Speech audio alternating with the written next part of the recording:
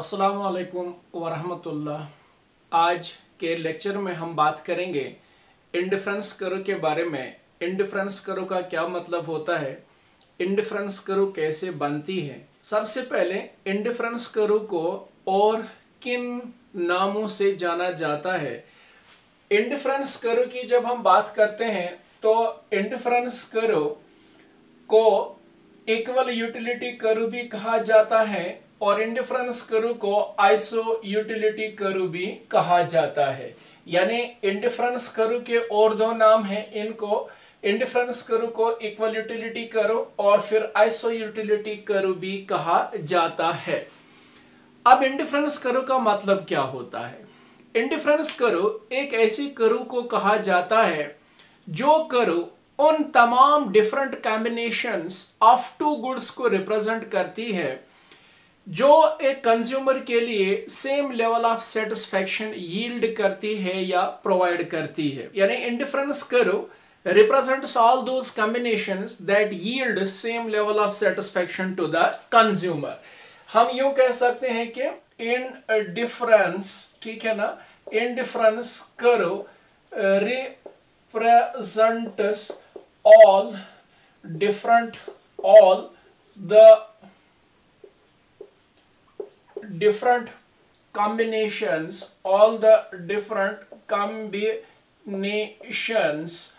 of two goods that yields same level of satisfaction,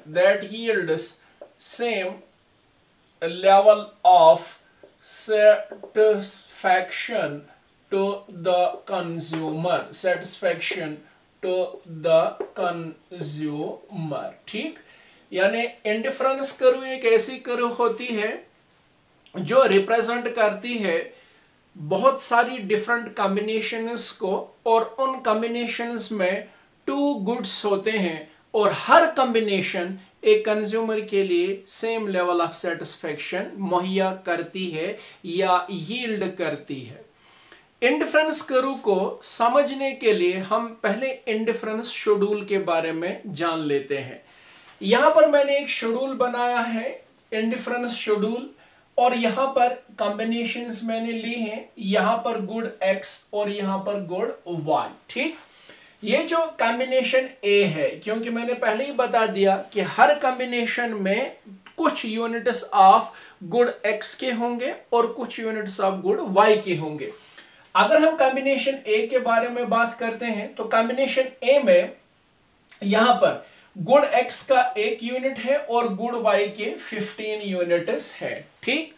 और फिर जब हम कॉम्बिनेशन B की बात करते हैं तो कॉम्बिनेशन B में यहां पर गुड x जो है इसकी क्वांटिटी ज्यादा है और यहां पर जब हम गुड y की क्वांटिटी देखते हैं तो वो कम है। मतलब जब हम कॉम्बिनेशन B का कॉम्बिनेशन A के साथ कंपैरिजन करते हैं तो यहां पर क्वांटिटी ऑफ गुड x ज्यादा है और यहां पर क्वांटिटी ऑफ गुड y कम है इन कंपैरिजन टू द क्वांटिटीज, ठीक है ना, ऑफ कॉम्बिनेशन A, ठीक।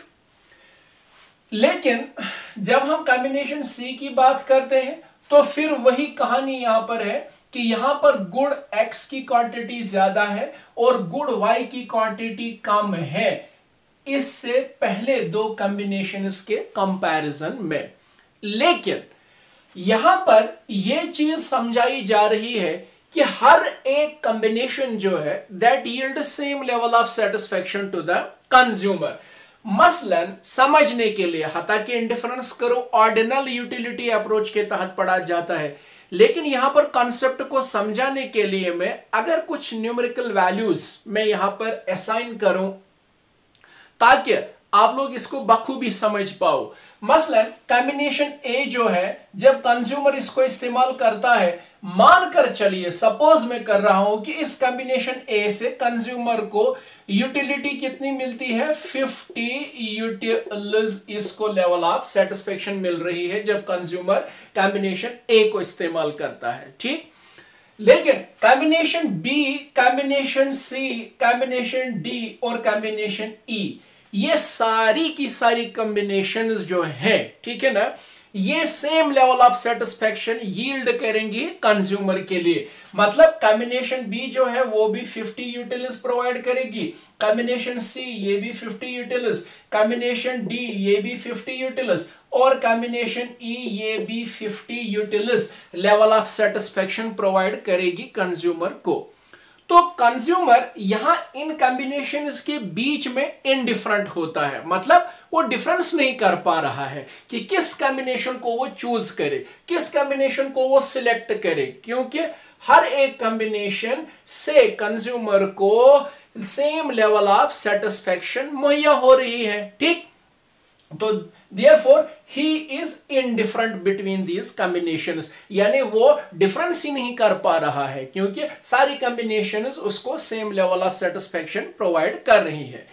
यहां पर इस शेड्यूल में मानकर चलिए कि ये जो कॉम्बिनेशंस यहां पर है, भले ही कि इनमें डिफरेंस पाई जाती है क्वांटिटी के हिसाब से, यानी किसी कॉम्बिनेशन में गुड एक्स के यूनिट्स कम है तो गुड वाई के ज्यादा है, फिर दूसरी कॉम्बिनेशन में गुड एक्स के यूनिट्स ज्यादा है और वहां पर गुड वाई के यूनिट्स कम हो रहे हैं।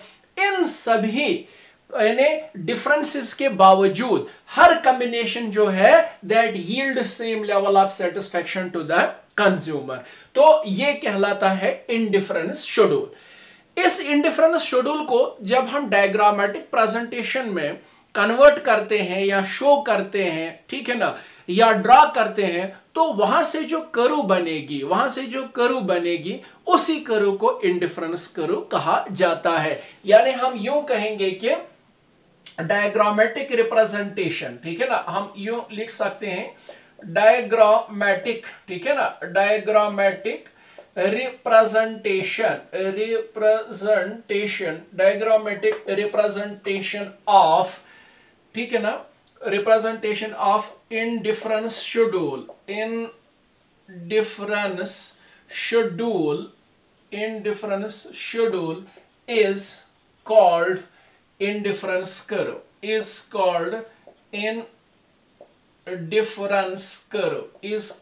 इंडिफरेंस कर्व, ठीक है।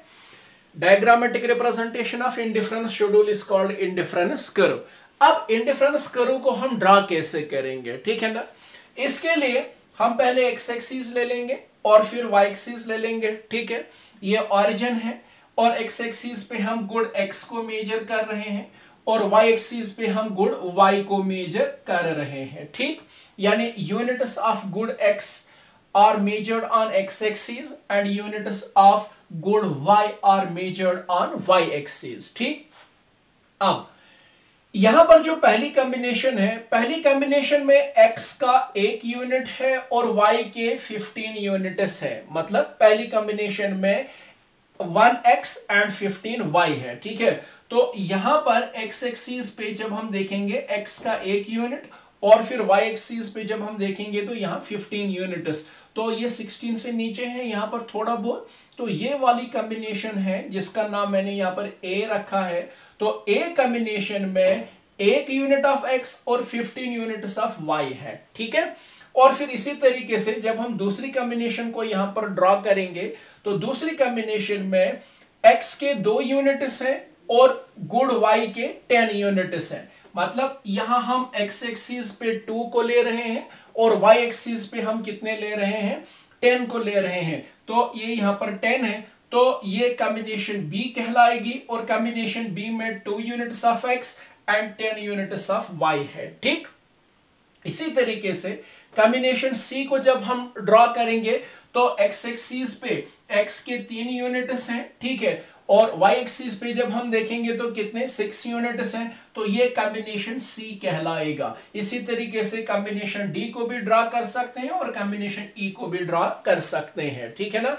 और इनके जो यूनिट्स है वो यहां पर मैंने ब्रैकेट्स में लिखे हैं हर कॉम्बिनेशन पे। लेकिन एक चीज यहां पर अब हम देखेंगे, इन कॉम्बिनेशंस को, ये A combination, B combination, C combination, D combination और E कॉम्बिनेशन जो है, इन कॉम्बिनेशंस को जब हम फ्री हैंड से ड्रॉ करेंगे, ठीक है ना, तो एक डाउनवर्ड स्लोपिंग कर्व बन जाएगी यहां पर, that curve will be sloping downwards from left to right, जब हम इनको मिलाएंगे तो ये जो डाउनवर्ड स्लोपिंग कर्व यहां पर बन रही है, इसी कर्व को इंडिफरेंस कर्व कहा जाता है। इसी कर्व को इंडिफरेंस कर्व कहा जाता है। मतलब ये पॉइंट्स जो हैं, ये कॉम्बिनेशंस जो हैं, जब हम इनको फ्री हैंड से मिला रहे हैं तो ये जो कर्व यहां पर बन रही है, इसी को इंडिफरेंस कर्व कहा जाता है। जैसे मैंने बता दिया, diagrammatic representation of indifference schedule is called indifference curve. तो इस इंडिफरेंस कर्व पे जितनी भी कॉम्बिनेशंस हैं, चाहे आप कॉम्बिनेशन ए ले लो, कॉम्बिनेशन बी ले लो, कॉम्बिनेशन सी ले लो, कॉम्बिनेशन डी ले लो, या फिर कॉम्बिनेशन ई ले लो, ठीक है ना, ये सारी कॉम्बिनेशंस कंज्यूमर के लिए same level of satisfaction provide करेंगी या यील्ड करेंगी। यानी हम यूं लिख सकते हैं कि A is equal to B and B combination is equal to C and C is equal to D and D is equal to E, ठीक है। क्योंकि यहां पर सिंपलिसिटी के लिए, कंसेप्ट को समझाने के लिए मैंने बता दिया था कि मानकर चलो, सपोज कर रहे हैं कि A कॉम्बिनेशन से कितने utils of level of satisfaction मिलते हैं कंज्यूमर को, 50 यूटिल्स। तो अगर हम इसके आधार पर चलें तो इसका मतलब यह हुआ कि ए से भी 50 यूटिल्स हो रहे हैं, बी कॉम्बिनेशन से भी 50 यूटिल्स मिल रहे हैं, सी से भी 50 यूटिल्स मिल रहे हैं, डी से भी 50 यूटिल्स और ई से भी 50 यूटिल्स कंज्यूमर को मिल रहे हैं। A is equal to B is equal to C is equal to D is equal to E is equal to 50। यानी एक इंडिफरेंस कर्व पे जितनी भी कॉम्बिनेशंस होंगी वो सारी कॉम्बिनेशंस यील्ड करेंगी same level of satisfaction for the consumer. तो ये है इंडिफरेंस कर्व का मतलब, और ये होता है इंडिफरेंस शेड्यूल। और कैसे इंडिफरेंस शेड्यूल को हम ड्रॉ करते हैं और फिर कैसे एक कर्व बनती है जिसको हम इंडिफरेंस कर्व कहते हैं, ये सब चीजें मैंने यहां पर आप लोगों को समझाने की कोशिश की। जब तक मैं नया वीडियो आप लोगों के साथ शेयर करूंगा तब तक आप जहां कहीं पर भी हैं, जब भी आप इसको देखें, जिस जगह पर भी आपको देखें, अल्लाह आप सब लोगों को खुश रखें, खुशहाल रखें। आमीन। अस्सलाम वालेकुम व रहमतुल्लाह।